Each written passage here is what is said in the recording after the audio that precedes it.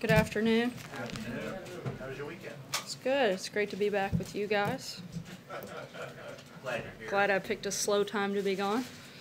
It's, as always, a busy day here at the White House, so I'm going to jump right into a couple of highlights and then take your questions. This morning, the President unveiled a legislative outline for rebuilding infrastructure in America. The 6 principles of the plan are as follows: $200 billion in federal funds to spur at least $1.5 trillion in infrastructure investments with partners at the state, local, tribal, and private level. New investments will be made in rural America, which has been left behind for too long. Decision-making authority will be returned to state and local governments. Regulatory barriers that needlessly get in the way of infrastructure projects will be removed. Permitting for infrastructure projects will be streamlined and shortened, and America's workforce will be supported and strengthened. As the President has said many times, we will build gleaming new roads, bridges, highways, railways, and waterways all across our land. And we will do it with American heart and American hands and American grit. This morning, the President also released his fiscal year 2019 budget, which addresses 3 of the President's most important priorities: rebuilding our military and funding from our great men and women in uniform, growing the American economy, and ending waste. We look forward to working closely with Congress to achieve these priorities and ensure the safety and security of the United States for generations to come. OMB Director Mick Mulvaney will be answering questions on the budget immediately following today's briefing, so I encourage you all to stick around for that and save your budget questions for Director Mulvaney. I'd also like to add a quick congratulations to the U.S. Olympic team, which is off to a great start. We especially look forward to snowboarders Jamie Anderson and Red Gerard bringing their gold medals back home with them very soon. And with that, I will take your questions. John. Sarah, Rob Porter's first wife, Colby Holderness, spoke with the FBI as part of his clearance process on January 25th, 2017. During which she says that she laid out all of the allegations that have since been aired against Rob Porter and provided the FBI with the photographs that were the turning point in his termination last week. At any time between January 25th of last year and last Wednesday, did the FBI make anyone here at the White House, whether it was at the counsel's office, the chief of staff's office, or anyone else, did the FBI make anybody here aware of the allegations that had been raised against Porter by Colby Holderness and his second wife, Jenny Willard? Look, we learned of the extent of the situation involving Rob Porter last Tuesday evening, and within 24 hours his resignation had been accepted and announced. We announced a transition was going to happen, and within hours it did. The President and the entire administration take domestic violence very seriously and believe all allegations need to be investigated thoroughly. Above all, the President supports victims of domestic violence and believes everyone should be treated fairly and with due process. We've addressed this situation extensively, and we have nothing more to add at this time on that topic. The allegations that were raised against him would make him a prime candidate for blackmail, which would lead any responsible person at the FBI to come to the White House to say, just want to let you know, this person will likely never get a permanent security clearance. Was that concern ever raised to anyone here at the White House? As I know Raj addressed last week, we let the process play out. It was ongoing, hadn't been completed, and beyond that, in the statement I just gave you, I don't have anything else to add. Cecilia. Why haven't we heard the President say exactly what you just said right there, that he takes domestic violence very seriously? I spoke with the President. Those are actually directly his words that he gave me earlier Why today. hasn't he said that? He had the opportunity. It's my job to speak on behalf of the President. I spoke to him, and he relayed that message directly to me, and I'm relaying it directly to you. Does he believe Rob Porter's accusers, or are they lying? Look, as I just said, the President, along with the entire administration, take domestic violence very seriously and believe all allegations need to be thoroughly investigated. And above all, the President supports the victims of domestic violence and believes everyone should be treated fairly and with due process. That doesn't answer the question. As I just said, I'm not going to go beyond that. That's where we are right now. Aisha. Does the President still wish Rob Porter well? Does he still believe that he wants him to have a great career ahead of him? Because that would seem... I think the President of the United States hopes that all Americans can be successful in whatever they do. And if they've had any issues in the past, I'm not confirming or denying one way or the other, but if they do, the president wants success for all Americans, and that he was elected to serve all Americans, and he hopes for the best for all American citizens across the country. Jim? What about the president's tweet over the weekend? People's lives are being shattered and destroyed by a mere allegation. It seems like the president was believing Mr. Porter as opposed to his alleged victims. Why did the president tweet that over the weekend? Why is he seemingly defending Mr. Porter publicly? Is it because he has faced his own allegations? Is there some sensitivity there? Is that why that is? Look, as I just said, and I'll repeat it again, the president and the entire administration take domestic violence very seriously and believe all allegations need to be investigated thoroughly. He certainly supports the victims of domestic violence above all else and believes that everyone should be treated fairly and with due process. Is there some The president's simply saying that there should be a due process that should be followed and looked at. Is there tone deafness there?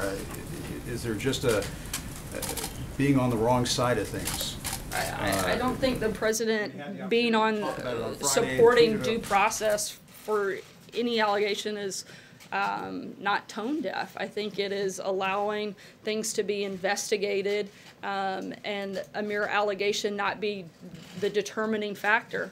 He's not taking a side necessarily one way or the other on any specific issue here. He's talking about mere allegations shouldn't be the determining factor for any individual, that there should be due process. I think anybody here, if they were accused of something, hold on, Jim, I'm not finished. Hold on, Jim, hold on. What I'm saying is I think anybody here, if they were accused of something, would want the opportunity to go through due process. That's all we're saying. The vice president said he was appalled by the allegations. Why did the president not use this as an opportunity to say something like that? Why does he have to speak through you? The president has been clear multiple times through myself and others within the administration that we condemn domestic violence in all forms. He has not said it. Why has he not said I'm the it? spokesperson for the White House and for the president, and I'm saying it to you right Why does the vice now. president have to say it? Why didn't he say it? I'm not sure how I can be any more clear. I think the president has espoused his views on this, and I certainly have His views are echoed and that told them for everyone. He wishes Porter well, and that he believes that people should have due process, but he hasn't addressed the victims of domestic violence at all. That's actually not true. If you were paying attention to what I just read to you, you would understand the opposite. He literally dictated that statement to me, and so I'm not really sure how that's not the president speaking on that topic. Matthew? Two questions, if I may. Does the White House have a rule or policy regarding how long an employee is permitted to operate with an interim security clearance? As we've said, we're not going to get into the details of how the clearance process works. Last week, we went further than we ever have before due to extenuating circumstances, and there's nothing further to add on that front. Look, this is a process that doesn't operate within the White House. It's handled by our law enforcement and intelligence community, and we support that process. It's the same process that has been used for decades for other and previous administrations, and we're relying on that process at this point. I do think that it's up to those same law enforcement and intelligence agencies to determine if changes need to be made to their process. Another topic, if I may. To follow on that, can you say whether the White House is beginning to examine or review cases of staffers who are operating under an interim clearance? I can't weigh in. But Sorry, go ahead. examine their cases more closely in light of the Rob Porter situation? I'm not going to get into the details of the process beyond what we've already said, but I can tell you that we do rely on the same process that has been used for decades, and if changes are thought to be made, that would be made by the law enforcement and intel communities that run that process, not the White House. But that's something that could be looked at certainly in light of this. Do you have any more information for us on Vanessa Trump? How was the president informed of what happened in New York? I know the president spoke with her. Beyond that, at this point, it's an ongoing and active investigation, so I can't comment any further. But I can say that the president has spoken with her within the last hour. Jacqueline. Sarah, I want to just get back to Cecilia's point, which is that the president has a history of defending men who have been accused of sexual assault and harassment and abuse, including Mike Tyson, Bill O'Reilly, Steve Wynn, Corey Lewandowski, Roy Moore, and now Rob Porter.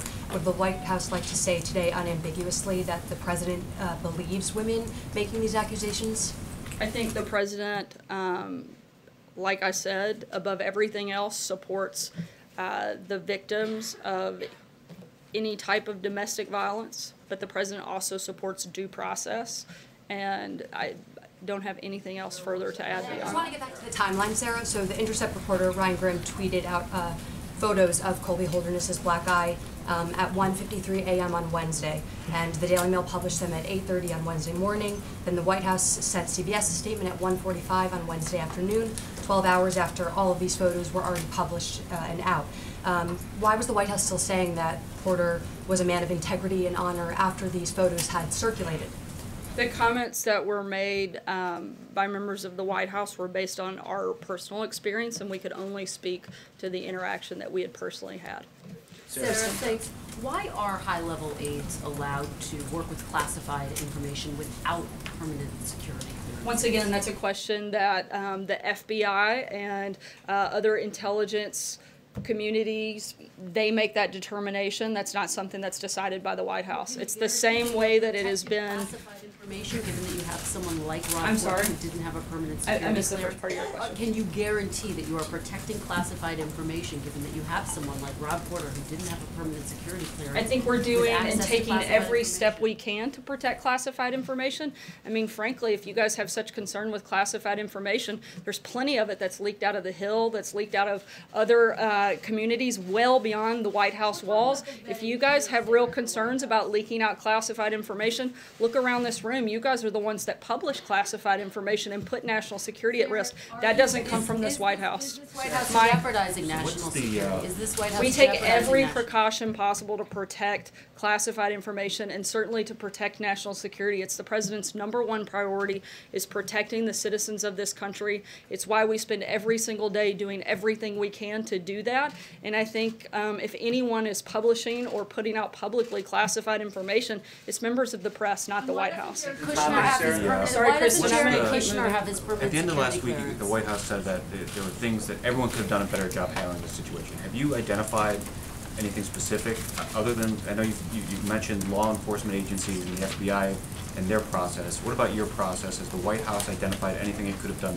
better in this situation to prevent something like this from happening? I think we're looking at that internally and agree that there are things we could have done better, and we're going to continue to look at the process and the role we all played and how we can do it better. But not just in this. I think every day we come to work and we hope to do a better job than we did the day before, and we're going to keep doing that every single morning we come to work. We're going to do our best to make this day better than the last and make this country better than the day it was before. That's our goal, and that's what we're going to do in every situation. As we recognized last week, there were some things we could have done better, and we're certainly going to look at every single instance in every single thing we do, how we can always do it a little bit better than we did the day before.